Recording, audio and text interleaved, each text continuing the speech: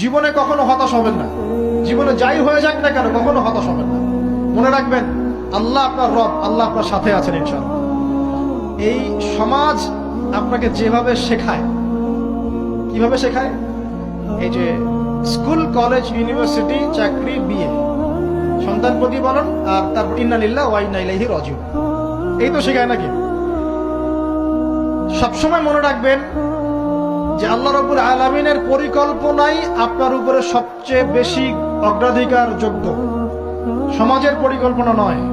পরিবার আপনাকে চাপ দিচ্ছে, চাকরি পাস না, পড়াশোনা করিস না, হ্যাঁ পড়াশোনায় কেন তুই 80 নাম্বার পাইলি না, কেন চান্স পেলি না, কবে চাকরি পাবি, কবে আমাদেরকে দেখবি, খাওয়াবি, পড়াবি, এই যে চাপগুলো চারপাশ থেকে আসে কিনা, এতে করে অনেক যুবক দেখা যায় মাদকাসক্ত হয়, অনেকে দেখা যায় আত্মহত্যা করছে, ইদানিং করছে কিনা ভাই? এই শব্দটা থেকে আমি এই পয়েন্টটা আজকে লিখেছিলাম যে